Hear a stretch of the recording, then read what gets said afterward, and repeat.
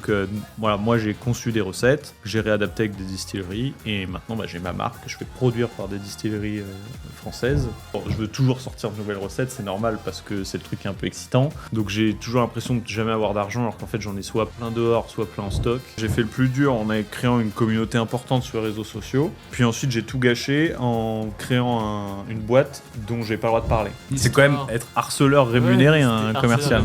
Moi, l'école, vraiment, j'ai détesté ça. Eh ben, Johan, tu es le créateur du compte Instagram Dose de France, une communauté de plus de 200 000 abonnés sur Instagram qui sont passionnés du patrimoine et des spiritueux français, entre autres, mais aussi de la gastronomie et plein d'autres choses. Tu es aussi fondateur de la marque de spiritueux de Michelot, avec laquelle tu remets au goût du jour des liqueurs artisanales françaises. Et tu trouves ton premier travail dans les vins et les spiritueux comme caviste, avec un CV que tu as un peu modifié.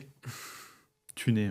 Et tu t'épanouis immédiatement dans ce monde que tu connaissais déjà un petit peu, mais tu le découvres encore plus en tout cas. Et ton compte Instagram commence à prendre de l'ampleur, parce qu'en parallèle de ce travail, tu postes, tu parles des spiritueux français, mais du monde aussi, des whisky, etc.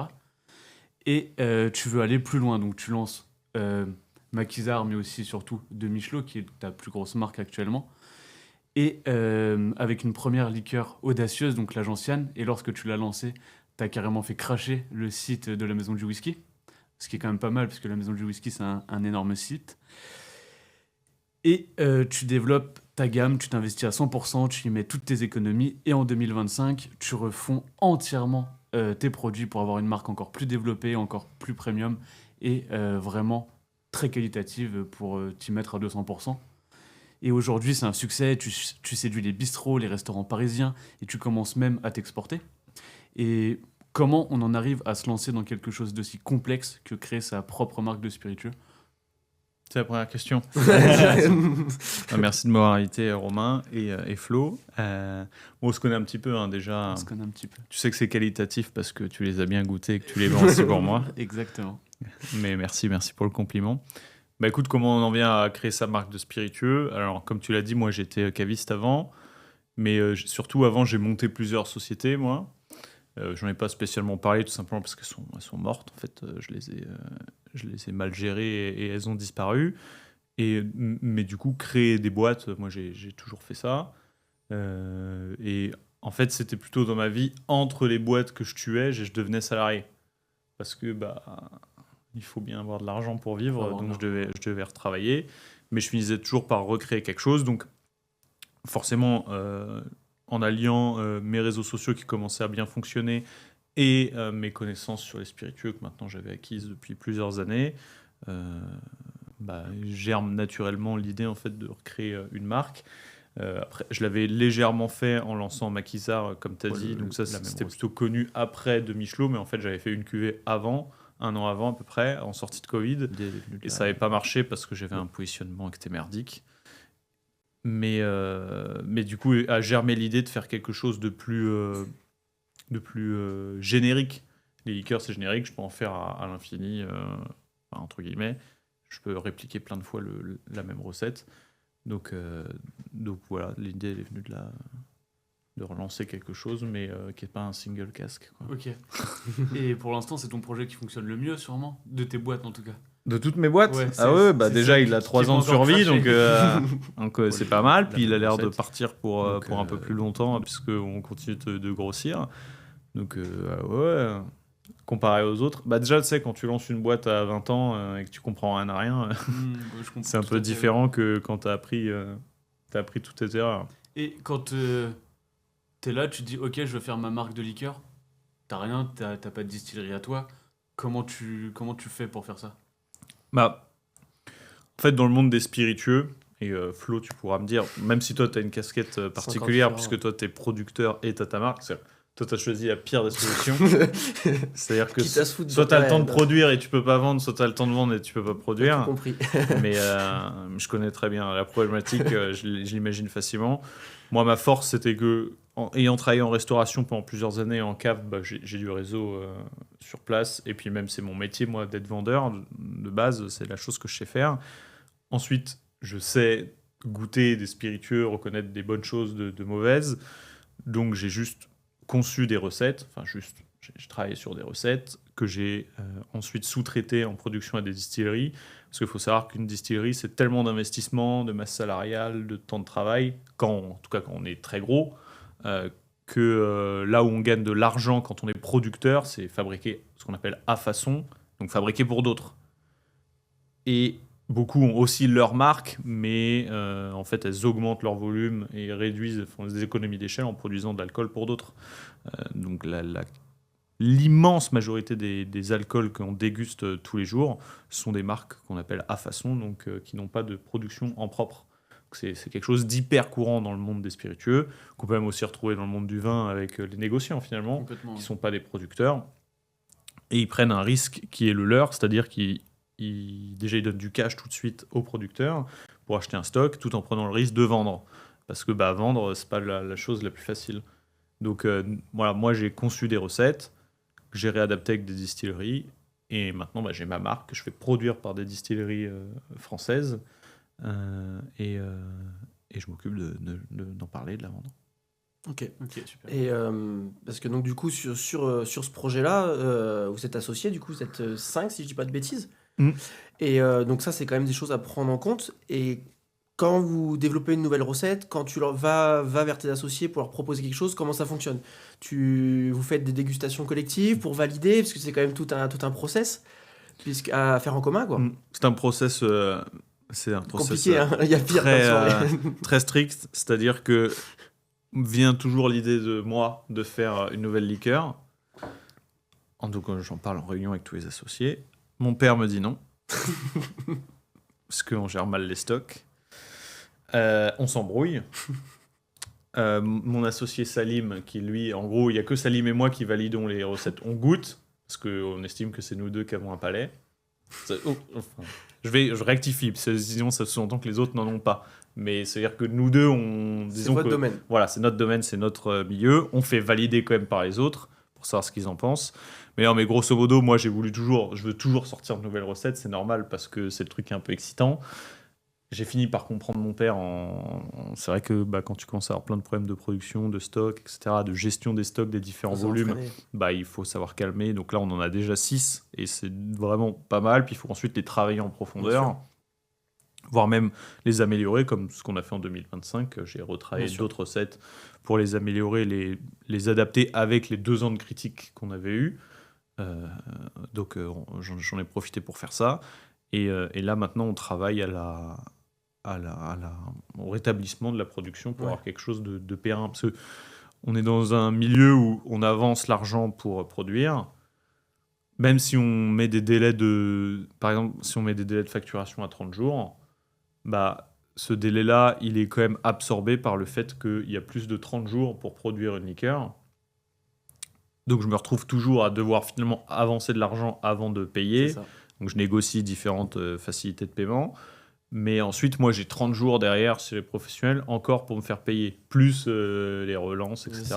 Bien sûr, relancer. Donc je me retrouve toujours à vendre plus vite que récupérer de l'argent. Donc je suis toujours à court de trésorerie. Bien sûr. Donc j'ai toujours l'impression de jamais avoir d'argent, alors qu'en fait, j'en ai soit plein dehors, soit plein en stock. Et donc ça crée des problèmes de stock. Ça ne crée pas des problèmes de pérennité de la boîte, mais ça crée des problèmes de stock. Ce qui fait que pour relancer de nouvelles recettes, il faut réinvestir encore à chaque fois pour recréer un stock de zéro. Et là, en ce moment, ce n'est pas la priorité. Ouais, bien sûr. Ouais. Mais le process de fabrication de recettes, c'est souvent comme ça. Parce que moi, j'ai déjà... Mais des idées, c'est pas ce qui te manque. C'est pas ça le problème. Je peux en sortir 50 des recettes. Mais déjà, ça n'aurait pas forcément d'utilité parce que les gens se perdraient dans la gamme. 6, c'est déjà beaucoup, mine de rien. Ouais, bien sûr. C'est bien. Et mais bon, il faut qu'il y ait une cohérence aussi. On aimerait faire plus, quoi. C'est toujours ça. Il faut qu'il y ait une cohérence. Ouais, je t'en ai déjà parlé, forcément. Mais donc là, en ce moment, c'est pas trop le thème, mais sinon, ça vient toujours comme ça. Ouais. L'idée, on propose et ensuite c'est validé ou non, et après on fait des tests, mais ça met quand même bien 3-4 mois en sortir. Oui, puisqu'il y a aussi voir avec le producteur, trouver, il faut que tu travailles sur des plantes et sur des vraies plantes, pas sur les arômes comme on parlait en off, trouver les plantes, les avoir par rapport aux récoltes, par rapport aux fournisseurs, par rapport aux récoltants. C'est tout un process à mettre en place. Exactement. Et de s'assurer qu'il y en a en quantité. Et les temps de repos aussi, puisqu'on est sur des macérations pour la plupart. Il y a les temps de repos de macération aussi qui comptent. que beaucoup de gens comprennent pas forcément, quoi. Ouais. C'est pas on assemble, on met en bouteille, c'est prêt, quoi. Non, il faut attendre un peu à chaque C'est fois. ça. Toujours attendre. Toujours attendre, on a choisi le pire Très des métiers. frustrant, au final. Ouais, déjà, travailler dans l'alcool, c'est pas le plus simple, je pense. À l'heure en ce actuelle, moment, non. ouais. D'ailleurs, on n'a non. pas fait le petit rappel, mais l'abus d'alcool est dangereux pour la santé à consommer avec modération. Ah oui. Vu que nous, on a tout compris, avant, on avait quelqu'un qui était dans le tabac. Ouais. Là, on a toi dans les spiritueux. Ah, c'est ce que je dis souvent, c'est que moi, j'ai fait le plus dur en créant une communauté importante sur les réseaux sociaux. Mm. Puis ensuite, j'ai tout gâché en créant une boîte dont j'ai pas le droit de parler. C'est vraiment le truc le plus con que j'ai jamais fait de ma vie. C'est que je me suis dit, si j'avais ouvert un resto, bah, j'aurais cartonné, j'aurais fait que de parler de mon resto. Mais j'ai créé une marque d'alcool, j'ai pas le droit d'en parler. Donc, enfin, T'as quasiment pas, quoi. T'as jamais trouvé un moyen, une petite dérive pour pouvoir... Bah, si, comme on fait là, on parle Podcast. plutôt de business, quoi. Oui. Ouais. Et dans le business, j'ai une entreprise et mon entreprise, c'est une marque d'alcool. Donc, du coup, je parle pas de boire de l'alcool, je parle de mon métier. Et actuellement, ton compte, il te sert surtout à... Parce que c'est dur de mettre en avant de Michelot, mais tu parles quand même Mhm. beaucoup des restaurants. Ouais. C'est quoi le but au final de ce compte Instagram? Au final, tout gérer en même temps, parce que tu dois gérer ta marque de spiritueux, tous les stocks, la distribution, enfin tout. Tu t'occupes quand même d'énormément de choses. Et à côté, tu as un compte Instagram, c'est quand même quelque chose de la création de vidéos, trouver des idées, se déplacer, le montage qui prend du temps. Ouais, bah oui, ça prend du temps. Ouais, ouais. Et comment tu fais au final? C'est quoi ton but sur, Bah déjà, en ce moment, je publie moins. Oui. Après, il faut, c'est comme tout, c'est juste que tu es emporté par le quotidien, donc tu n'arrives plus à adapter ton emploi du temps. Puis moi, je suis pas assez bien organisé. Donc il faut juste en retrouver un peu d'organisation, retravailler tes process de travail et te remettre à produire sur un peu tout. Mais oui, je suis au four et au moulin, ce qui fait que c'est assez compliqué. Mais le but après, bah, c'est... est-ce qu'il y a vraiment un but? C'est juste de continuer de parler de ouais, ce que t'aimes. faire ce que je faisais déjà avant, qui marchait très bien. Et moi, c'est prolifique pour ma société, puisque ça permet à des professionnels de me connaître et aux particuliers de savoir ce que je fais et de retrouver chez ces mêmes professionnels le résultat de mes productions. Ça aide d'avoir un compte Instagram qui parle d'alcool, d'être assez connu quand Ah tu bah rentres oui. dans un bistrot. Bah oui. Ouais. Pour vendre, tu veux dire? Pour Ah vendre. bah oui, le truc le plus dur que peut faire un commercial, c'est pour ça qu'il y a... Moi, on a déjà discuté, je considère que si t'es pas un vendeur de base, si c'est pas inné, tu pourras pas le devenir. Tu pourras peut-être Développer apprendre des skills. choses, améliorer ta condition de base, mais si de base t'es pas fait pour vendre, tu y arriveras jamais. C'est un métier, c'est horrible. C'est un métier de Tu chien. toques à des portes, ouais, salut, enfin bref, tu bidouilles tes trucs. Ouais, non, j'ai pas le temps, j'ai pas envie, dégage. Et toi, t'es vite avec ce compte, j'ai l'impression, j'ai pas le temps. Les gens sont contents de te voir. Bah, c'est surtout que moi maintenant je contacte en amont, même le grand luxe, c'est qu'on m'appelle. Eh bien, J'ai un rendez-vous demain matin, on m'appelle quoi. et moi, ce que j'ai trouvé fou, c'est que des gens m'ont dit quand est-ce qu'il revient? Quand est-ce que tu reviens avec Le Yohan? commercial, quand Ouais. est-ce que le commercial Mais revient? On me demande jamais quand un commercial revient. Bah non, personne ne T'en veut les as voir. marre de le voir, il vient de prendre ton argent, il veut te vendre des trucs, il vient de te raconter une histoire. C'est quand même être harceleur rémunéré, Ouais, un c'était commercial. harceleur rémunéré. C'est les bullies au lycée ou au collège qui sont rémunérés pour harceler les gens. C'est exactement Des fois, j'ai ça. l'impression que je suis vraiment un harceleur. Ouais, mais au final, c'est plus doux, je trouve, quand c'est... vu que, enfin, comme je t'ai dit, quand t'es venu, les gens nous payaient des verres à boire, des spiritueux. Mhm. On était obligé de les mettre dans les plantes tellement qu'il y en avait, des fois. Sinon, on serait rentré en rampant. Révèle pas les techniques. C'est vrai qu'ils ont du mal à comprendre le 0,5 pour prendre le volant. Bah, moi, combien de verres, je suis désolé pour mes clients, mais combien de verres alambics qu'on m'a offert, mais que j'ai dû jeter dès qu'ils tournaient le dos, parce qu'en fait, tu finis la journée, c'est ingérable, en Bah fait. oui. C'est ingérable. Et on prend au travail, quoi, quand même, un minimum. Ouais, sinon, tu peux plus bosser. Ouais. Mais oui, du coup, c'est un véritable avantage. Parce que je me cogne plus la partie la plus dure du travail de commercial. Bon, je comprends. Et c'est pas dur au bout de... Ça fait combien de temps que tu postes exactement? 8 ans. 8 ans? C'est pas dur au bout de 8 ans de réussir à se renouveler, trouver des nouvelles idées? Si. Si. C'est C'est une vraie problématique, ouais. C'est être intéressant. Bah après, ça fait 4 ans que ça marche bien. Ok. Et pendant 4 ans, t'as posté sans que ça marche énormément? Bon, même sans volonté que ça marche énormément. Juste pour le kiff. Ouais, juste pour partager. Bah, au début, je parlais de whisky, donc c'était juste pour partager autour du whisky. Après, tu sens que ça prend un petit peu, tu te prends au jeu. Et après, ça marche d'un coup, ça marche bien. Et donc, tu as envie de rester, c'est normal.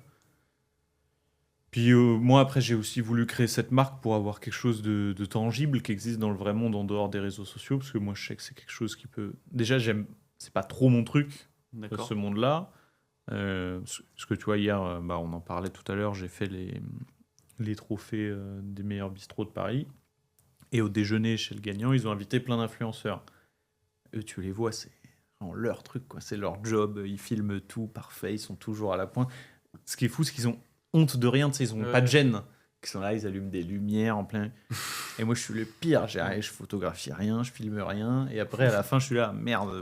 On connaît. Ouais. C'est vrai, t'es au restaurant, Ouais. tu dis, ouais, les gens, comment ils vont me regarder, c'est bizarre et tout. Tu vois, moi, c'est pas mon truc. Moi, quand je leur disais, ils me disaient, tu parles de resto, mais t'en partages pas beaucoup. Je dis, mais le resto que je partage, c'est la 4e ou la 5e fois que j'y vais. Et au bout d'un moment, je me dis, ouais, c'est vrai que ce truc, il est pas mal. Je connais le patron en plus, donc la vidéo, tout le monde pense que le patron, c'est mon pote, mais Ouais. parce qu'en fait, ça fait plein de fois qu'on se voit. Et même des restos, j'ai fait plusieurs vidéos sur eux. Parce que j'y retourne, je dis, putain, c'est toujours aussi bien. Ouais. Mais en soi, j'en ai pas présenté des masses. Ouais. C'est juste que peut-être que les gens ressentent que quand je présente quelque chose, c'est vraiment ce que je pense. Ouais, ça marque vraiment à chaque Ouais, fois. Ouais. parce que j'étais avec plein d'influenceurs, ils présentent un resto par jour. Ouais. Mais comment tu peux apprécier un resto par Il n'y jour? a pas ce lien, du coup, il n'y a pas ce, Bah il y a non, pas ce mais truc. c'est des mensonges surtout. Mais du coup, est-ce que tu penses pas que ton compte a pris autant? Parce que comme tu le disais, tu le faisais pas pour que ça fonctionne, tu le faisais pour le Ouais, plaisir. peut-être, ouais. Par authenticité. Ça, je pense que c'est Tu un vois, moi, truc, on je ressent peux ta le dire, je passion. me suis jamais fait payer par un restaurant pour en parler. Bah, ça, c'est Mais génial. jamais. Mais parce que si tu te fais payer par un restaurant C'est pour pas en parler, objectif. bah oui. Il y a un mème qui est super drôle que j'ai vu là, chez les Américains. C'est pour faire la pub d'un bourbon. Et il le goûte, il voit que c'est dégueulasse. Et après, il leur donne une liasse de billets. Il fait ah, c'est super. Ça m'étonne pas, mais il y C'est a la tellement pro- de choses comme ça. C'est la prostitution moderne. ouais. Exactement. Bah, il y en a combien qui font ça Bah, beaucoup. Donc, oui, moi, c'est pas mon créneau. Et j'avais eu ce dilemme de savoir, bon, ok, est-ce que je fais à fond mes réseaux sociaux pas d'éthique et tout, je m'en tape. Et en vrai, j'aurais pu gagner très bien ma vie.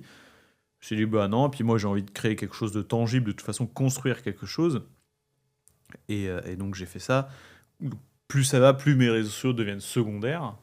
Et c'est l'objectif, de toute façon. hein. Mais est-ce que d'avoir des réseaux sociaux aussi conséquents, c'est pas aussi un levier pour que ta boîte fonctionne? Parce que sans les réseaux sociaux, la maison du whisky serait jamais crashée, l'agence n'aurait sûrement pas fonctionné comme ça. Mm. Bah ouais, alors c'est bien pour lancer. Et après, tu peux avoir le revers, c'est que elle ne vit que pour ça. Ah oui. C'est-à-dire qu'elle n'existe pas d'elle-même, la marque. Mais maintenant, il y a des bistrots qui te connaissent sans t'avoir connu grâce à Instagram. Ouais. Parce que tu vas les voir, tu toques à leur porte. Ou même des distributeurs, des choses comme ça. Ou disons qu'ils me voient vite fait sur les réseaux et qu'ils me contactent par ce biais-là. Mais en soi, ils s'en tapent. C'est ceux qui m'ont découvert comme ça, où il y a j'entends de plus en plus de bouche à oreille aussi. Ah bah, c'est super important, de toute façon. Mm. Surtout avec les restaurateurs. Tout le monde se connaît, c'est un milieu qui est Oui, hyper c'est un petit monde, ouais. Va voir un tel de ma part. Exactement. Ça fonctionne beaucoup comme ça, ouais, effectivement. Ouais. On s'en rend compte que c'est un milieu en fait qui est très fermé, qui est petit au final, c'est très Mm. petit. Tout le monde se connaît. Moi, je vois tout doucement au niveau des tables gastronomiques, Mm. les étoilés se connaissent tous les uns les autres. Parce Bah qu'il y a, c'est un réseau, ils s'apprécient mutuellement ce qu'ils font ou non, mais en tout cas, ils se connaissent de près ou de loin, indirectement en fait. Mm. Et tout ça, ça joue énormément. Ça joue énormément. T'as du contact chez les tables gastronomiques? On verra ça en off. On verra. T'as des contacts Que sur je les Paris harcèle un peu. C'est quelque chose que tu cherches à faire, rentrer dans des tables gastronomiques? Bon, disons que c'est toujours bien pour l'image, ouais. pour l'image, pour le Pour placement. Pour le Et puis volume, même pour soi-même, c'est toujours quelque chose qui est assez gratifiant. Oui, Oui, c'est-à-dire que c'est quelqu'un qui est reconnu par l'ensemble de la communauté comme étant quelqu'un qui connaît des bons C'est ça. produits, qui sait faire des bonnes choses. Et du coup, s'il sait les produire, c'est qu'il sait aussi les apprécier et les travailler. Donc, s'il valide tes produits, c'est que l'un dans l'autre, tu fais des bonnes choses aussi. Normalement, ouais. Donc, oui, c'est toujours intéressant. En plus, c'est surtout, tu te mets dans la peau du commercial. Ouais, je suis chez un tel. Mm.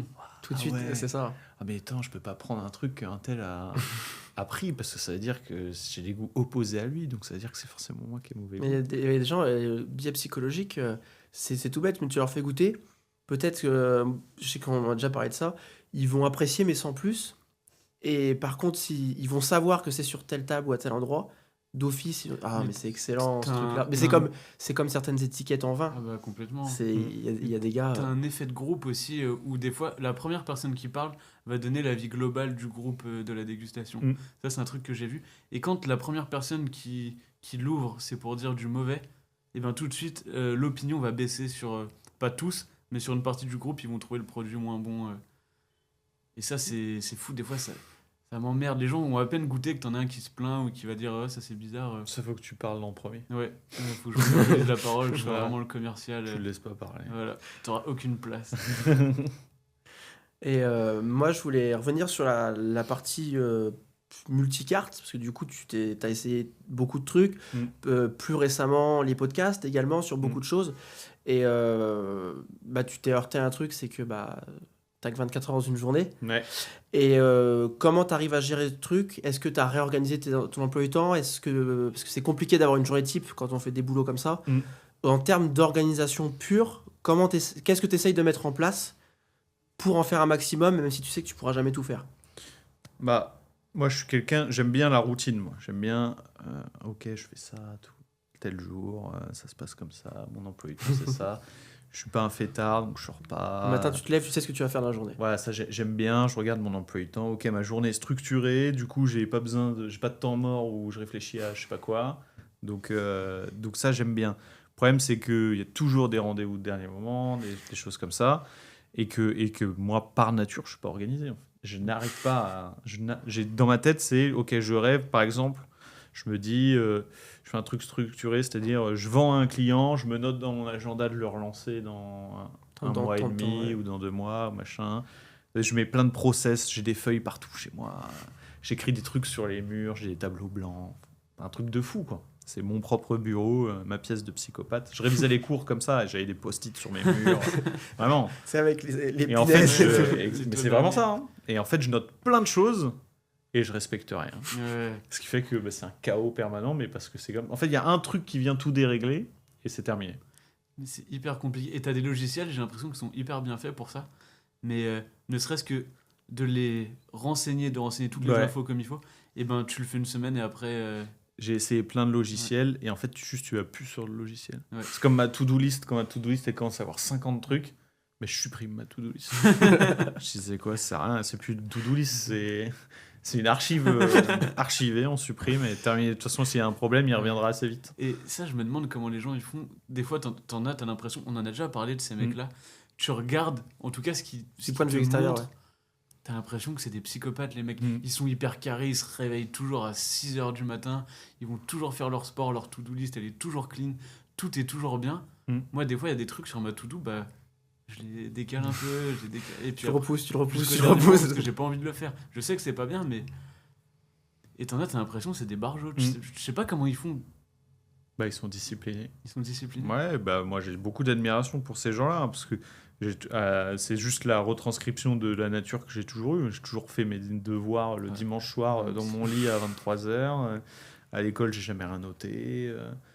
J'ai mis je sais pas combien de temps à avoir un emploi du temps. Enfin, le jour où j'ai bien fait mon emploi du temps, c'est le jour où j'étais débordé parce que j'avais trop de trucs et que ça me causait des problèmes. Ouais. J'ai toujours tout fait au pied du mur. Par contre, tu me mets au pied du mur, ça va dépoter. Je suis une machine. Moi, tu me noieras jamais. Parce que j'arrive toujours à un empilement de problèmes qui tombent sur moi. J'adore le chaos. Ouais, je dis relax, ça va se passer. Là, ça, tu fais pas, ça sert à rien. De toute façon, on s'en bat les couilles. Lui, tu lui dis, on se voit dans une semaine. Et après, ça va mieux. Mais je pense qu'il y a aussi beaucoup de gens qui sont très stressés et qui détestent le chaos, donc ils font toujours tout en avance. Ah ouais. Mais moi, j'ai de l'admiration pour ces gens-là parce que ça me... Tu sais, des fois, je le fais pendant une semaine. Et je souffre, je me fais mal et tout. Je fais tout. Et à la fin de la semaine, tu dis, il me reste rien à faire. Là, demain, on est dimanche, j'ai rien à faire. J'ai pas de to-do list. Par contre, du coup, je déprime. Mais moi aussi, j'en arrive à un point. Je suis comme ça, tout seul face à la télé. C'est pas normal. Il y a un truc qui va pas. Il y a un truc qui va pas. Je crois que je vais me flinguer. La vie est trop triste. Et là, tu commences à penser des trucs, tu dis non, ça va pas là. Je fais 10 000 pas à l'intérieur de mon appart, j'ouvre les rideaux comme ça, je regarde. Je compte le nombre de carreaux qu'il y a au-dessus de Monoprix en face de chez moi. Putain, 32, c'est beaucoup. Comment ils ont posé les plats? Et je deviens fou, quoi. Je me rappelle que j'ai un chat, que j'ai une femme. Depuis quand vous êtes là, vous, en fait? Non, vraiment, et c'est du coup... en fait, la manière dont je fonctionne, et ça semble... Après, j'ai cédé des parts de ma boîte à... T'as dit, on est 5. J'ai cédé des parts de ma boîte à d'autres gens qui ont des profils psychologiques très différents de moi. Ouais, c'est bien. Et en plus, ça marche bien en synergie. Pour l'instant, on s'est jamais embrouillé. Et je l'ai fait pour ça. Parce que je sais très bien... Tu vois, par exemple, je suis associé avec mon père. Et pourquoi je lui ai proposé de s'associer avec moi? Parce que lui, justement, comme ça, il est très rigide. Oui, c'est hyper carré. Il note, à la fin des réunions, il note ce que chacun doit faire jusqu'à la prochaine réunion. Ça fait 3 ans qu'on a monté la boîte, je ne sais même pas comment on va lire ce document. Le document que je dois faire pour la prochaine réunion. Je ne sais même pas comment on va le lire. C'est révélation. Donc je ne sais jamais ce que je dois faire après. Et à chaque fin de réunion, il rappelle, il fait « Ok, Johan, est-ce que tu as fait ça ?» Ah ouais, tiens, je l'ai fait, c'est vrai, mais pas parce que j'ai eu le document, parce que je m'étais souvenu. Ça. Et en fait, du coup, il te remet toujours dans l'axe. Ouais, c'est génial. Et c'est pour ça que je lui ai demandé. Et après, tout ce qui est comptabilité, banque, paiement des factures. Tu vois, moi, j'ai une très bonne gestion de ma trésorerie, tout simplement parce que je prends jamais la peine de payer.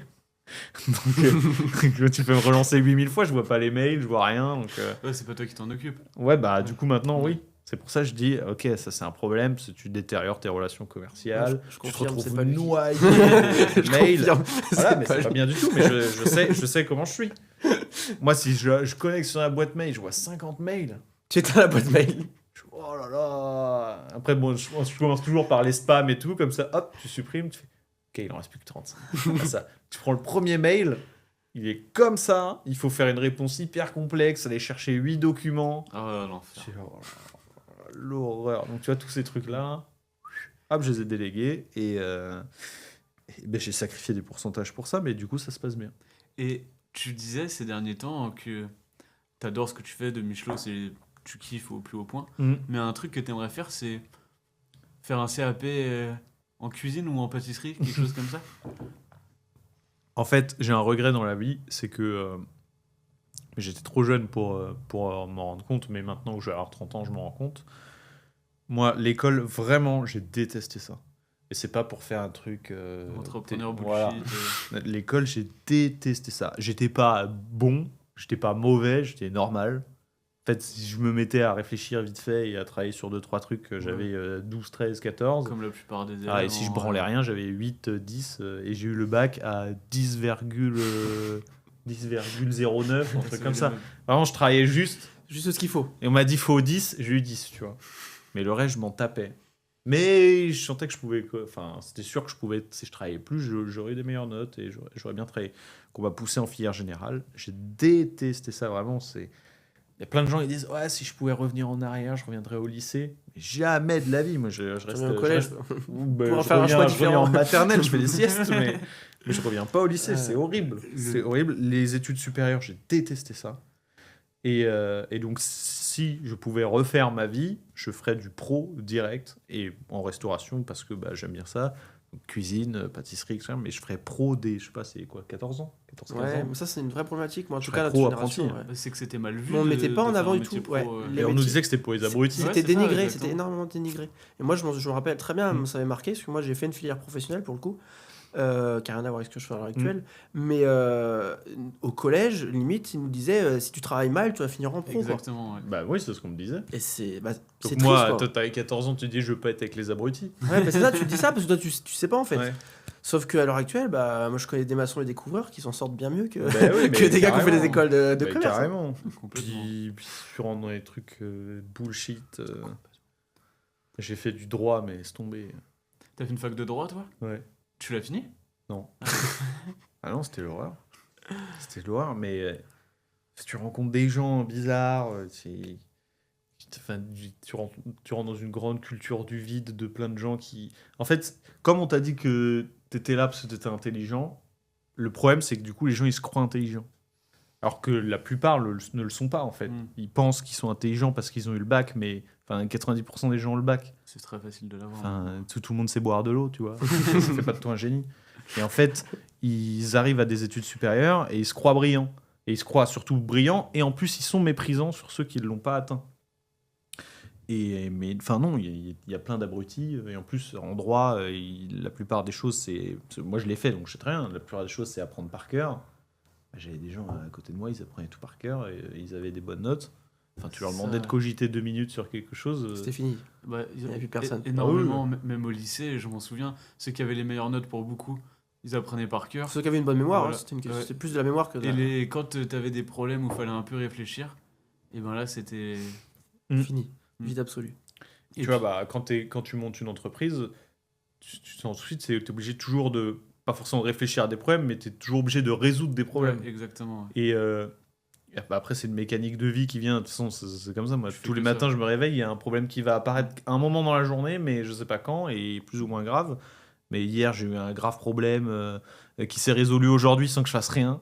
Mais donc hier, ça m'a pourri ma journée. Aujourd'hui, ça l'améliore, tu vois. T'as toujours des grosses décisions à prendre. T'as des gens à engueuler, t'as des gens à féliciter, t'as des gens dont tu dois te souvenir. Et enfin, tu dois mener des actions dans la vie réelle. Et ça, il n'y a aucune école qui peut te former à ça. Ou... Tout ce que t'apprends. En vrai, une grosse partie de moi, ce que j'ai appris à l'école, par exemple, je m'en sers jamais. Quoi. Non. Bah, dans l'entrepreneuriat, plein de choses que tu apprends sur le terrain, en fait. La prise de décision, ça, ça paraît anecdotique, Ça mais c'est hyper important. Ouais, puis j'aime pas Mais ça comment tu s'apprend l'apprends. pas. Ça s'apprend pas, en Ouais. fait. Non, bah, c'est comme Bah, commercial. C'est inné, en En fait, fait. l'avantage de l'école, c'est que ça doit normalement, T'apprends c'est de censé te réfléchir. construire un esprit critique, Ouais. te construire une intelligence, quoi. Enfin, déjà savoir lire, écrire, compter. Bah, visiblement, c'est quand même dur pour beaucoup de gens maintenant, ce qui est catastrophique. Et ensuite, c'est censé avoir un esprit critique, donc pouvoir entendre des choses, différents avis, les réfléchir, les conceptualiser et les remettre en question. Et toi-même pouvoir le faire sur toi-même, avoir enfin, si tu montes une boîte et que tu n'as pas d'esprit critique et toi tu te Sur remets toi-même, jamais ouais, en bien sûr. cause, bah soit tu as de la chance parce que tu as raison et Ouais. tout a tout le temps raison et à un moment ça va pas et ça passe, soit au bout d'un moment tu vas devenir exécrable ou tu vas aller dans le mur sans jamais t'en rendre compte. Puis ça va vite d'aller dans le mur. Ouais. Et il y a Ouais. plein de gens qui n'ont pas d'esprit critique. Puis tu peux beaucoup plus vite te casser la gueule que réussir.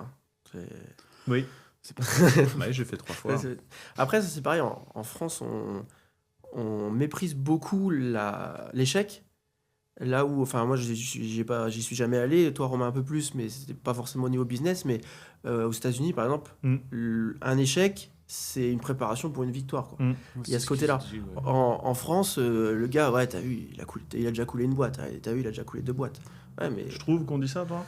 moi, en tout cas, je le ressens. Moi, en tout cas, Ouais. je vois avec des gars, des restaurateurs qui ont déjà, bah, malheureusement, des affaires qui n'ont pas tourné. Les autres, limite, enfin, t'as vu, son dernier resto, il l'a coulé, tu vois. Bah ouais, mais peut-être qu'il y a eu des choses qui ont fait que il y a tellement de paramètres qui peuvent rentrer en compte, et malheureusement, ça va beaucoup plus vite de couler en fait que de réussir. Ouais. Je trouve qu'on se moque beaucoup, moi. Ouais, il ce peut y côté-là, avoir ça un paraît esprit comme un peu si, ricanement, ouais. alors que c'est facile, c'est con à dire, mais c'est facile de se casser la gueule, quoi. Mais je trouve que c'est plutôt au-delà des dires des gens, parce que bon, on s'en tape un peu de ce que peuvent raconter les autres.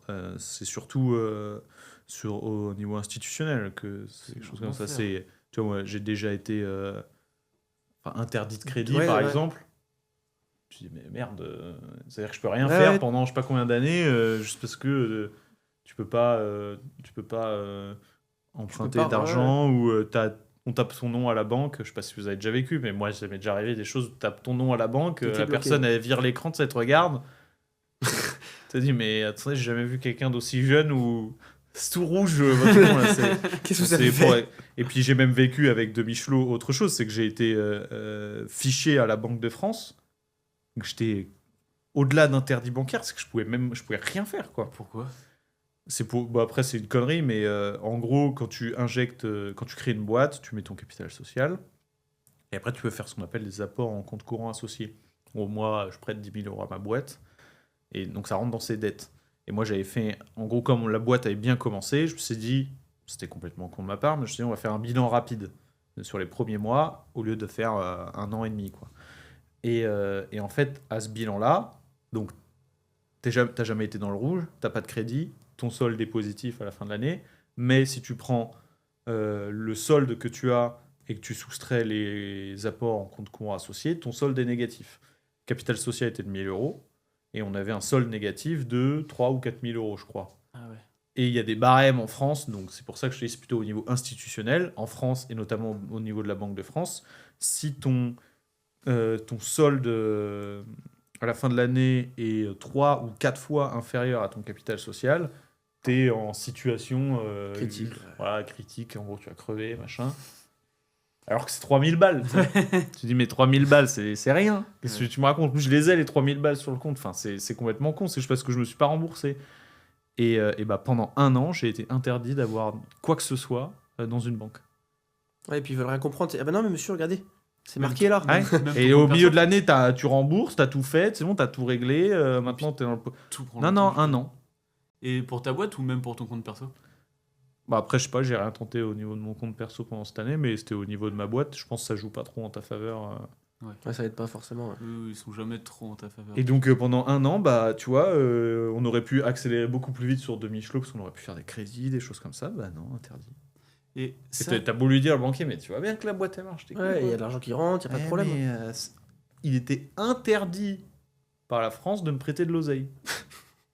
Sinon, si je remboursais pas, c'est eux qui encouraient des poursuites. ouais, quand même. Je dis, mais pour 3000 balles. Ouais, c'est ce que j'allais dire. Ouais, c'est... Donc c'est pour ça que je suis au niveau institutionnel, l'erreur, enfin tu dis ok, on t'a fait un bilan comptable, t'es con, hein, ça arrive à tout le monde d'être con, déjà c'est mon comptable qui est con en plus. Oui, en plus qu'il aurait dû te dire, attends, Bah, je lui ai dit mec, je te paye 750 balles pour faire un bilan, il y a pas un moment où ça s'est dit, il y a un truc, attends. Donc j'ai changé de comptable, je lui ai dit dégage, tu vois, j'en ai pris un nouveau, et tu peux dire à la Banque de France, bon, ok, je comprends la règle, x3, x4, mais c'est pas comme si j'avais 100 000 de capital et j'avais 400 000 de dette.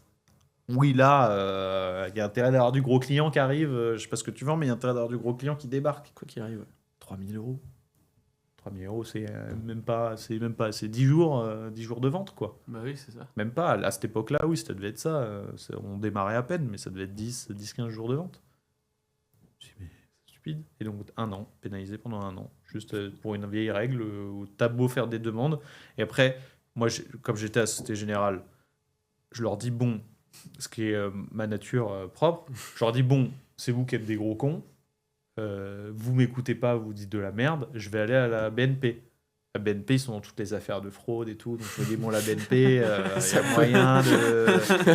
Je suis allé voir la BNP, je suis allé voir HSBC. Et même HSBC, ils m'ont dit, ouais, bon, d'habitude, on peut. En plus, on rajoute des frais parce qu'on fait. Mais là, non, c'est saoulant, quoi. Et donc, je suis resté à l'AG. Du coup, Mais ils voulaient même pas que je transfère mon compte. Les autres, ils m'ont dit, ça sert à rien, on veut pas de vous, en fait. Putain. Pour un truc aussi merdique. Et je reviens là, tu disais que c'est compliqué de faire de la croissance quand tu étais dans une situation comme ça. Ouais. Et maintenant que tout va bien, comment tu fais? Parce que tu as quelques agents qui vendent sur la France, sinon tu es tout seul. Et Ils vendent ils sont là. t'es du tout baroud, seul- quoi. T'es tout seul sur Paris, tu as un autre agent aussi. Ouais. C'est comment tu fais pour faire ta stratégie de croissance et d'expansion Mm. là où notamment tu as des pays qui vont commencer à te commander aussi. Mm. Comment tu fais en étant seul pour faire tout ça Bah, seul sur la c'est- partie commerciale en Il tout faut cas. trouver des grands comptes. Et après, ces grands comptes, essayer de faire en sorte qu'ils commandent en volume. Et après, bah, s'il y a du volume, il y aura de l'argent. Et s'il y a de l'argent, il y aura peut-être du recrutement, etc., etc. Mais oui, là, en ce moment, je tire sur la corde. Parce que entre ce que moi, je peux avoir tout seul, démarcher des grands comptes, voire pour de l'export, etc., etc., au bout d'un moment, oui, tu peux pas... Tu peux pas tout Et à tout faire, tu risques de faire les choses mal aussi. Donc, Ouais, ouais. mais bah ouais, enfin, tu le fais de toute façon. Donc T'as des pas fois, le il y a des opportunités que je pourrais faire beaucoup plus vite, mais ça traîne sur plusieurs semaines, sur plusieurs mois, tout simplement parce que j'ai pas le temps et que il faut le faire proprement. Donc je préfère faire une chose à la fois et bien le faire que faire tout dans la précipitation en même temps. Puis après, tu sais même plus à qui tu parles. Oui, c'est compliqué de tout suivre. Ouais. Moi, je voulais rebondir sur un sujet qui avait rien à voir, mais qu'on a commencé à aborder tout à l'heure. Tu parlais justement si un jour tu pourrais passer un CAP pâtissier ou des choses comme ça. Ouais. Là, récemment, t'en as reparlé, mais t'as passé ton permis de chasse. Ouais. Et, je sais pas si on peut dire, tu fais un peu ta crise de la trentaine, entre guillemets. Mais je pense que même si ce que tu appelles un village où tu as grandi chez nous, ça reste quand même une ville un peu conséquente. 10 000, 15 000 habitants, je me souviens plus. Quand j'étais petit, on était 6 000 et là, 6 000, il doit ok. être 8-9 000. Ouais. Et donc du coup, ouais, je pense qu'il y a pas mal de personnes comme ça qui arrivent à un moment où ils prennent un peu de recul sur leur vie, ils se disent, ok, il y a, au final, tu avais d'ailleurs un réel qui a super bien marché là-dessus. Je vis quelque part où un endroit que je connais pas en fait, qui est la France, ou en tout cas il y a des choses que j'aimerais faire de mes mains que je ne sais pas faire, enfin, etc. Et revenir un peu à des bases. Moi je vois au niveau générationnel, il y a vraiment une génération qui a sauté et on est presque nostalgique en fait d'une génération qu'on n'a pas connue. Et il y a des choses qu'on a envie de faire, de revenir à des bases, des fondamentales, et de refaire nous-mêmes, en fait. Ouais. Bah oui, je suis d'accord. Et, et du coup, ouais, comment tu vois ça? Est-ce qu'au niveau de ta communauté, c'est quelque chose tu sens que ça a touché les gens? Tu sens qu'il y a des gens qui sont d'accord là-dessus? Qu'il y en a beaucoup qui rebondissent sur ce genre de choses? Typiquement, par exemple, si on peut parler du permis de chasse ou des choses autour de ça, mais où tu as l'impression que c'est général. Enfin, en tout cas, c'est global. Sur notre génération, en tout cas. Je sais pas si c'est global au niveau de notre génération. Je pense que notre génération est scindée en plusieurs groupes Bien sûr, qui oui, se oui. parlent pas, qui vivent dans des mondes qui sont complètement différents. Mais je pense que ceux qui appartiennent à notre groupe, oui, c'est prégnant. Bah, de toute façon, c'est pour ça qu'ils appartiennent à notre groupe. C'est parce qu'ils veulent. Enfin, c'est tout un écosystème qui, oui, ça s'appelle le réenracinement en fait. Et bah, la marque que j'ai fait, les réseaux sociaux que j'ai, c'est surtout dirigé vers ça. Moi, c'est sûr que si je venais à me séparer de ma marque, que ce soit pour la revendre ou que j'ai plusieurs salariés qui vendent en permanence pour moi, que j'ai plus qu'un travail, on pourrait dire, de représentation ou surtout à l'export à faire, moi, oui, je me casse à la campagne et ouais, je le dis, moi, j'aimerais bien passer un CAP en tant qu'adulte pour faire de la cuisine, tu vois, même faire de la chasse, apprendre à tout préparer soi-même. Moi, j'aime bien la pêche aussi. Bon, ça, j'en ai fait Un peu plus. Ouais.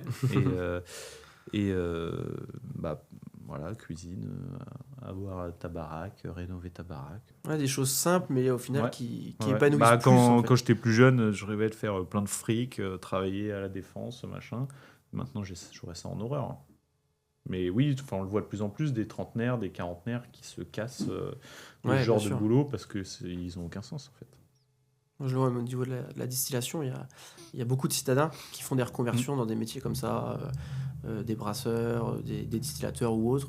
Et même moi, j'ai de plus en plus de jeunes qui me disent ouais, mon grand-père, il préparait ses fûts, je m'en souviens, quand j'étais petit, il faisait sa goutte.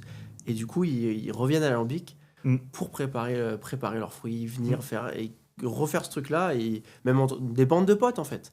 Et ça, je trouve ça génial. Génial, Ouais, ouais. c'est génial. Ouais, parce que faire plein de fric, c'est bien, mais Est-ce que ça épanouit, quoi? ouais, voilà, faut essayer de trouver un juste milieu. Est-ce qu'il y en a beaucoup qui veulent ce retour aux sources vraiment et qui vont mettre des actions en place pour le faire?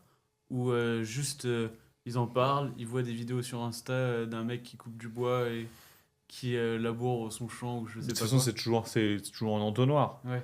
Je dis, on appartient à un groupe qui est hermétique d'autres types de groupes qui ont d'autres aspirations.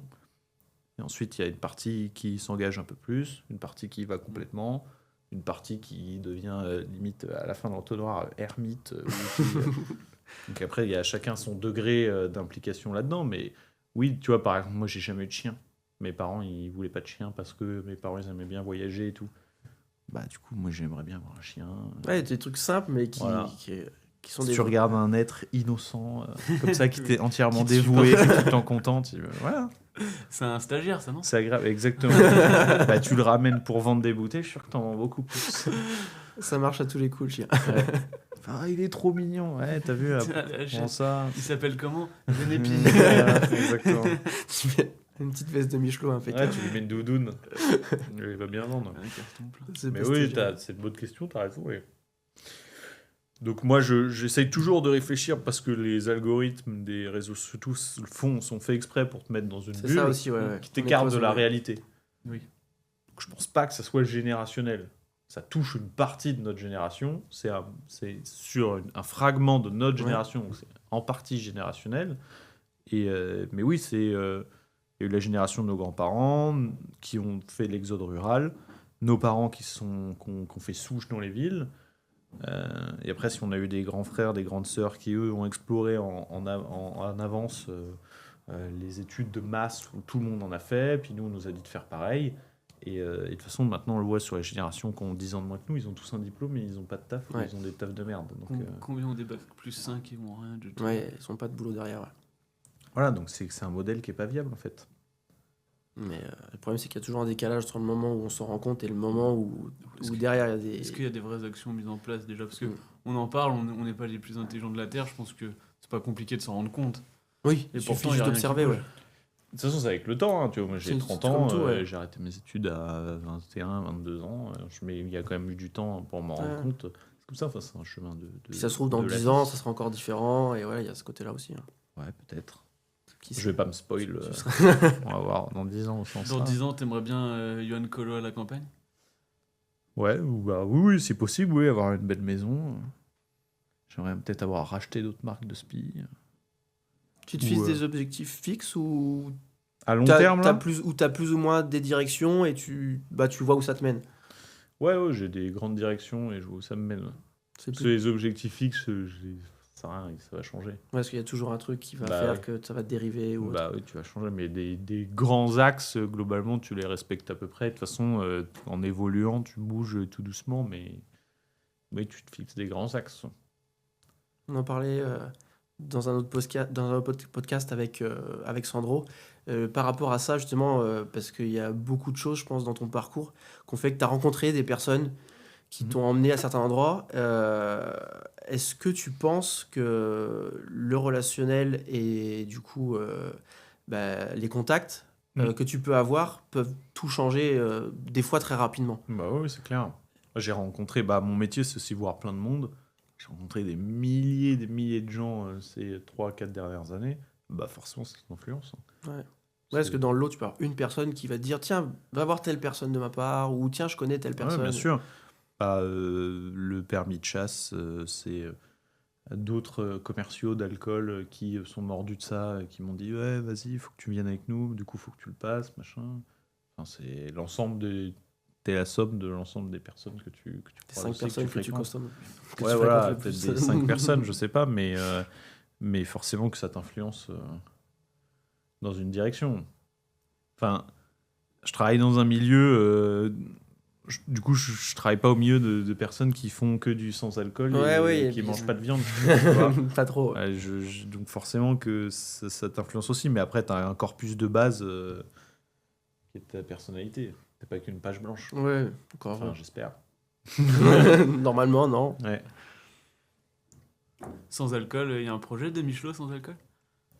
Pour l'instant, non, mais ce serait une bonne idée. Hein. Parce que c'est clairement une tendance, mais après, il faut faire un truc intelligent.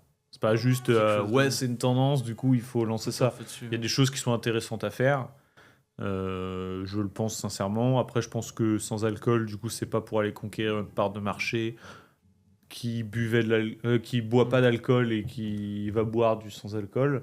C'est pour essayer d'être présent quand les gens veulent boire moins ou pas boire sur un jour, mais du coup, ils prennent quand même quelque chose qui est à toi. C'est toujours un petit plus et tu peux toujours grouper ça sur une commande. Et puis, t'as 5% de TVA, quoi. T'as pas de douane. Tu penses que si Ça, demain... c'est délicieux, ça. C'est génial. Ça, c'est délicieux. Alors, je crois que là, alors je suis plus trop leurs histoires de budget, de vote et tout, mais je crois qu'ils voulaient passer toutes les boissons de 5 à 10 de TVA. Ah bon? Ok. Voilà. Je suis pas au courant. Moi, j'ai entendu ça. Bon, je suis c'est pas chiant, concerné ce forcément, 5% de TVA, c'est génial, délicieux. ouais. Ah, Mais c'est c'est un délicieux. argument de vente sur le sans-alcool. Ah bah oui. Ouais, Ah ouais, bah, c'est un truc... bien sûr. Tu prononces 5% de TVA, tu vois son regard du restaurateur, il s'illumine. Et là, attends, tout cet argent pour moi.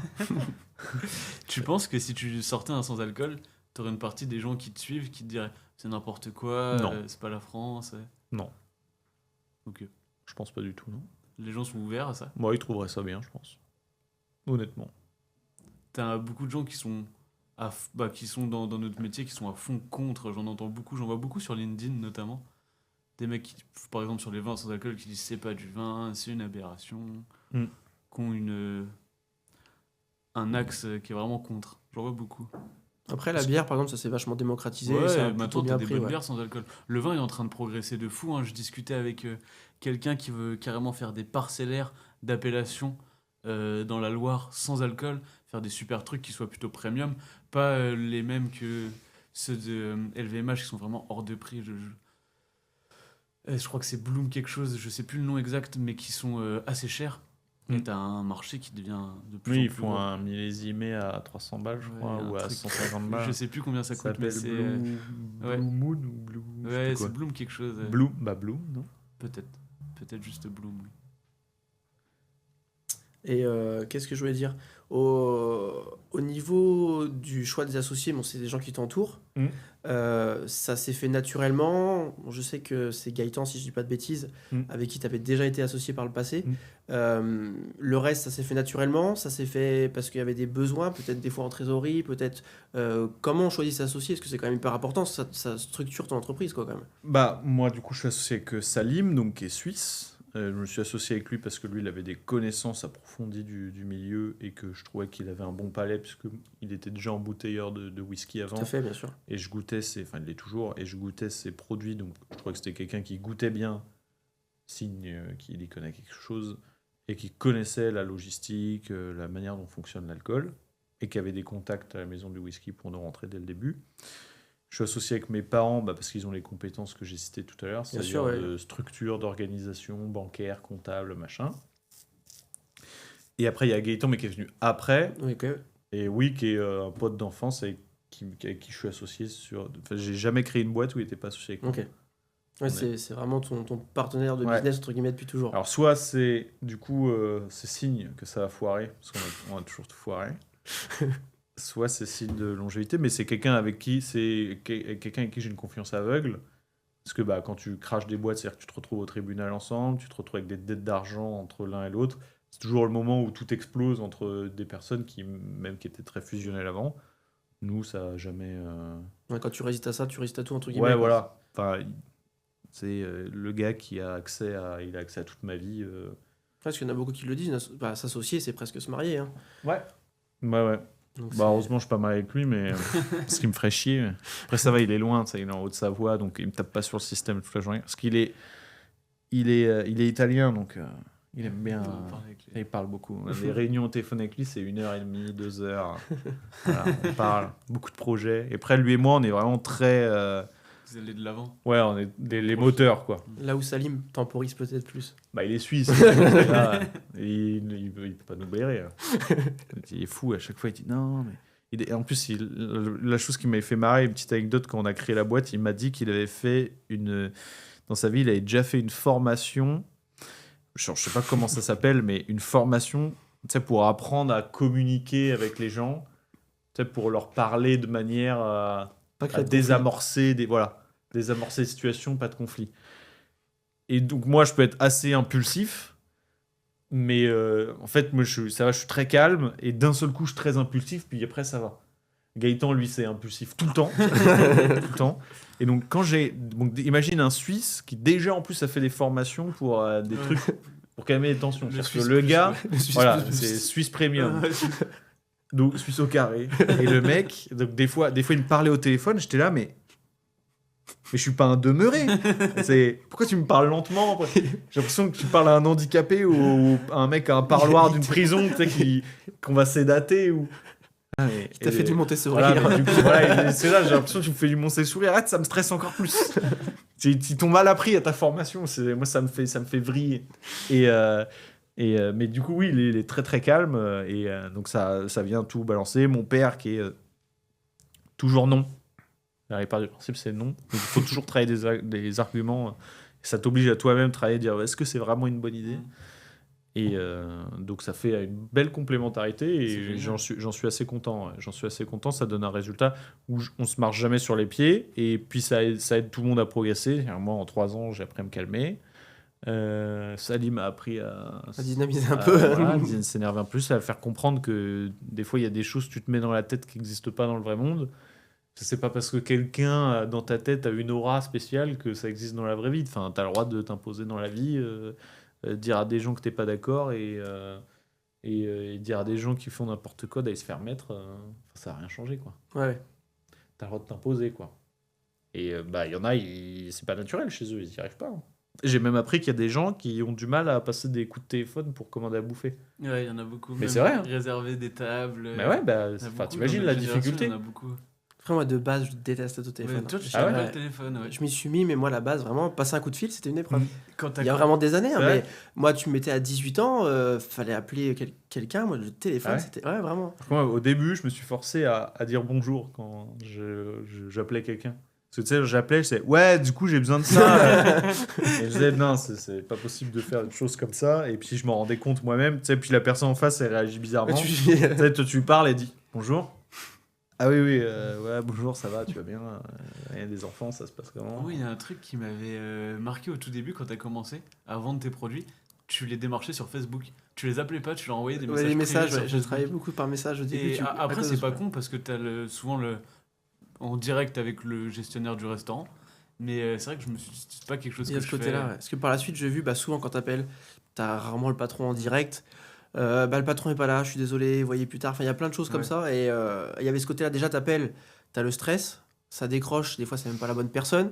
Donc, il te repasse quelqu'un, Oui. donc le stress reprend, en fait. Pour recommencer ton speech, c'est ça, Ça faut te que- stresse sur- de... Maintenant, moins. Mais vraiment, Ouais. au début, c'était. Tu dis, ah, ça y est, j'ai réussi à le dire. Et là, c'est pas moi le patron, je vous passe. Donc, tu dis, ah non, faut que je recommence là, en fait. Ouais. Et ça paraît con, tu vois, mais vraiment, et du coup, j'arrive à comprendre qu'il y a des personnes qui peinent avec ça, quoi. Mais bon, Ouais, ça bah, se c'est travaille, non, mais tu vois. c'est tout à fait compréhensible. hein. Avant, j'avais énormément de mal et j'ai fait de la vente de vin aux grandes surfaces. Ok, avec la Et GD, du ouais. coup, j'avais plus peur du téléphone. Après, tu tombes toujours sur une personne en caisse. Faut que tu arrives à avoir le responsable liquide, le machin ou le directeur.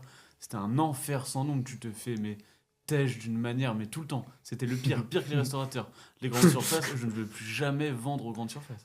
Ce qui me fait marrer, c'est que moi, quand je démarchais des fois des restos au début, les mecs, moi ça m'est arrivé là, bon je leur en reparle pas, mais il y a des restos qui m'ont mis des portes, mais qui m'ont mal parlé, et qui sont aujourd'hui mes clients. Et Ouais. elles savent pas qu'elles m'ont mis des portes il y a 3 ans. Et merde, je sais plus où je voulais en venir.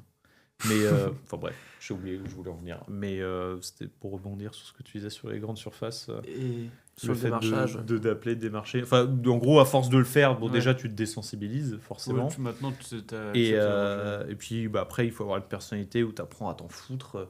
Enfin, tu vois, moi, j'ai pas le côté de fierté de lui dire, ah ouais, là, tu m'as pris mon truc, mais il y a 3 ans, tu m'avais envoyé chier. Oui. C'est juste, là, c'est un bon timing, la bonne porte d'entrée. Demain, quelqu'un t'envoie chier comme un malpropre que tu le prospectes. Mm. Tu retournes le voir un an après. Ah, 3 bah, ans, bien sûr. J'ai pas d'ego. hein. sans rancune. Pas d'ego mal placé. Ouais, complètement. Si le mec, il me met une porte aujourd'hui, déjà, c'est que peut-être qu'il a une bonne raison. Et puis moi, je pars du principe que il faut jamais trop en vouloir aux autres. Ah oui, voilà, c'est ça que je voulais en venir. Bah, justement, parfaitement. Il faut jamais trop en vouloir aux autres parce qu'il faut être empathique. Tu te mets à leur place. Complètement. Moi, quand j'étais serveur, il y a un mec qui débarquait pour me vendre du rosé à 9h et tout. Je disais, mec, des rosés, on en a 8. Le tien, ah, il est plus, je sais pas quoi, machin, je m'en tape. En plus, les mecs, ils mettent des glaçons dedans. Ouais, ah. En plus, mon patron, il est pas là, il me saoule, faut l'appeler, faut prendre. Tente ta chance ailleurs parce que. Donc, tu vois, je savais très bien. Donc, Ouais, ce que je me mets à la place du mec quand je vais le démarcher. Il me dit, ouais, j'ai pas le temps et tout. Mais bien sûr, il faut juste. Ok, ce restaurant-là, si je veux rentrer dedans, il va falloir que je rentre par un autre axe. Donc, je demande à un client, est-ce que vous connaissez le gars qui bosse là, truc. Et là, bah, par exemple, ces restos dont je vais pas citer le nom, où je suis rentré. Enfin, ils tapent mon nom dans leur boîte mail, ils ont 5 mails, ils ont un SMS oublié. Il y a même des mecs qui m'ont envoyé un SMS pour me démarcher. Le SMS au-dessus, c'est moi qui les démarche. Ils se sont même pas rendus compte. Donc c'est comme ça, c'est juste qu'il y a un moment, ils voient ta marque régulièrement, il y a le bouche-à-oreille qui fait son travail, et ils se disent, ok, bah, j'ai envie de rentrer ça. Il y a plein de trucs, c'est une Et, affaire. et même si un mec m'envoie chier, à part s'il m'envoie chier en faisant des attaques ad nominem, en disant que parce que je suis un gros con, j'ai une sale gueule et tout, et même encore là, le mec revient dans 2 ans, il me dit, je te prends 3 palettes. Je dis, bah, écoute, je peux pas te blairer, mais je vais te vendre 3 palettes, il n'y a pas de souci. De toute façon, des fois, t'as pas le choix. hein. C'est pas une guerre d'ego. Hein. Ouais, Tu vas pas ouais. gagner un trophée parce que c'est toi qui as le plus gros ego de la Ouais. planète Terre. Hein. Complètement. Ouais, puis c'est aucun intérêt, de toute façon. Il y a des moments où il faut avoir de l'ego, faut pas te laisser marcher dessus, faut pas te laisser chier dessus, et il faut savoir négocier et dire bah moi ça c'est pas tolérable, et moi c'est la ligne rouge. Mais faut pas que ça soit contre-productif pour toi-même. Ouais, Parce que c'est si ton ego se transforme en orgueil, l'orgueil c'est un péché capital. Et cette péché capitaux, ça deviendra destructeur pour ta vie. C'est même le pire. C'est possible. C'est le C'est pire fort. parce qu'il est vicieux. Tu sais jamais trop quand t'es orgueilleux. Ouais, t'es toujours à la frontière. Ouais. Et en plus, c'est celui où tu dis non, je suis pas orgueilleux, ça fait de toi un orgueilleux. C'est comme non, je suis pas bourré. Là, tu peux être sûr à 200%. J'ai encore eu l'exemple de ce week-end. Des fois, non, mais je vous jure, je suis pas bourré. Ouais, faut pas être orgueilleux. Ce sera la leçon de Je pense ce que podcast. c'est une bonne finale, faut pas être orgueilleux. Johan, on a une question qu'on pose aux invités à chaque fois. Tiens, Florent, je te laisse la poser pour une fois. Du coup, on aime toujours bien savoir quel a été le dernier vin, le dernier spiritueux que tu as goûté, qui t'a marqué, où tu as pu être surpris, voilà. Tu peux dire de Michelot. Non, T'en diras un deuxième. non. Qu'est-ce que j'ai goûté? Le problème, c'est que j'ai pas une super mémoire des noms. J'ai goûté, c'était au Whisky Live, j'ai goûté, c'était pas au VIP, j'ai goûté un stand whisky US, mais il y avait plein de noms, il y avait plein de bouteilles différentes. En gros, whisky Kentucky, dominante rye, donc seigle. Et je crois que c'était quelque chose comme Noah, quelque chose comme ça, Noah, Ok. je pense, une étiquette style parchemin avec une autre étiquette de travers. Brut de fût dans les 50, 51, 52 degrés. Très sympa. Bah, c'est typique, je parle de celle-là aussi parce que c'est typiquement le genre de bouteille que j'apprécie, les whiskies américains de seigle. Et sinon, une marque dont je me souviens et que j'ai aussi dégusté à ce même moment-là, mais c'est juste que je la connaissais plutôt bien, mais ça me marque toujours, c'est Westland, un whisky américain de Seattle. Ok, super. Voilà. Hyper Très intéressant. bonne marque. Johan, merci. Merci Bah, beaucoup. merci à vous de m'avoir invité. Et bon, comme d'habitude, n'hésitez pas à nous suivre sur les réseaux, à nous mettre un commentaire sur les plateformes de podcast. Et puis, on se dit à très bientôt. À bientôt. Salut. Merci.